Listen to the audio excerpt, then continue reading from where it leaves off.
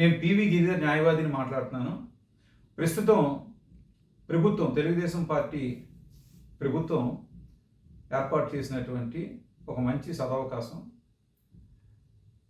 Resurvey.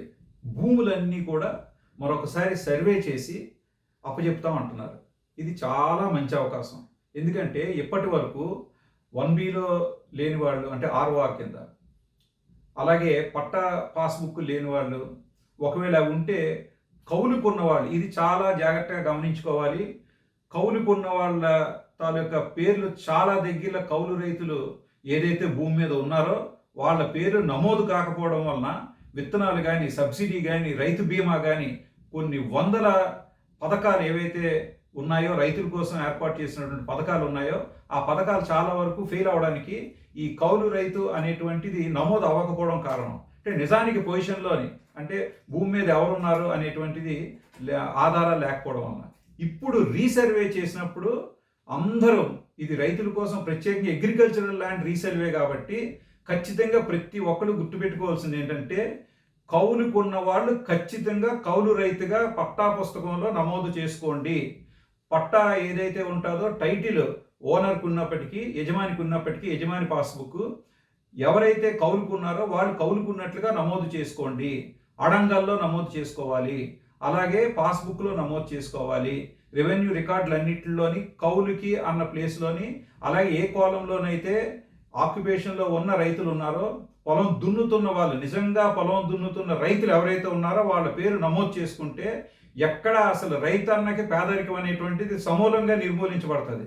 ఇలాంటి అవకాశం ప్రభుత్వం కల్పించింది కాబట్టి తప్పనిసరిగా ప్రతి ఒక్క రైతు కూడా కౌలుక, లేకపోతే అసైన్డ్ ల్యాండా, లేకపోతే పోరంబోకు దున్నుకుంటున్నారా, లేకపోతే స్వయంగా కొనుక్కున్నది కానీ, ఇంకొకటండి తాతల నుంచి అంటే పిత్రార్జితం కానీ, లేకపోతే యాన్సెస్ట్రల్ ప్రాపర్టీ కానీ ఉంటే వాటిని కూడా ఇది ఇప్పుడే ఈ రీసర్వేలోనే చేయించుకోవాలండి. మనం సర్వే చేయించుకోవాలంటే పద్ధతి, ఆ ప్రాసెస్ అనేటువంటి చాలా పెద్దది, అదంత సులభతరం కాదు. అందువలన ప్రభుత్వమే అవకాశం కలిగించింది కాబట్టి రైతన్నలందరూ కూడా తప్పనిసరిగా ఈ అవకాశాన్ని ఉపయోగించుకొని తప్పనిసరిగా వాటిని నమోదు చేయించుకోవాలి. ఇందులో అతి ముఖ్యమైన విషయం ఏంటంటే, రీసర్వే అనేటువంటిది చాలా పద్ధతిగా జరగాలి. అంటే ఖచ్చితంగా ప్రతి స్టెప్ జరగాలి. అది జరిగినప్పుడు ప్రతి రైతు కూడా ఆ భూమి, అంటే ఎవరి భూమి మీద వాళ్లే కాకుండా మొత్తం అన్ని దిక్కుల్లోని, ఒకప్పుడు చుట్టూ ఒక 6 హద్దుల్లో ఉండొచ్చు. హద్దులు 4 ఉండాలని రూల్ ఏమి లేదు. ఒకప్పుడు హద్దుల్లో 10 మంది ఉండొచ్చు, 3 ఉండొచ్చు, 4 ఉండొచ్చు.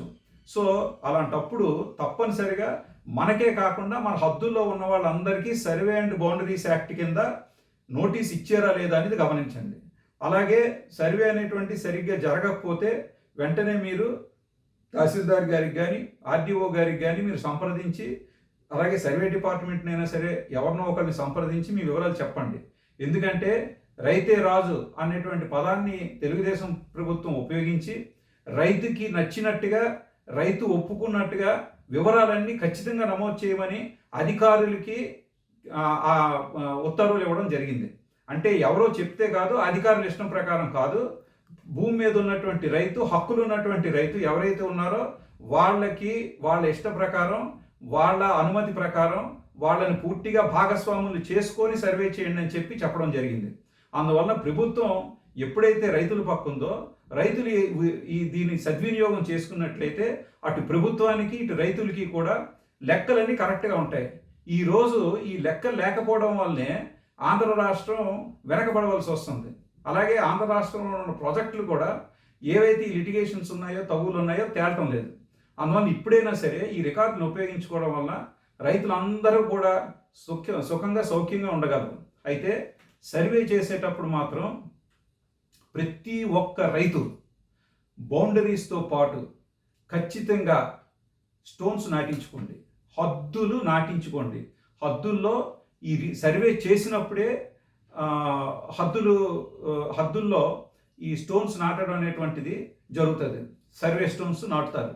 సో సర్వే స్టోన్స్ అనేటువంటిది నాటడం, అలాగే ప్రతి ఒక్కరు కూడా ఎంత ఎక్స్టెంట్ ఆఫ్ ల్యాండ్, ఎకరం అవనియండి, 2 ఎకరాలు అవనియండి, ప్రతి ఒక్కరు కూడా సబ్ డివిజన్ చేయించి నమోదు చేయించుకోవడం అనేటువంటిది ఈ సమయంలోనే చేయించుకోవాలి.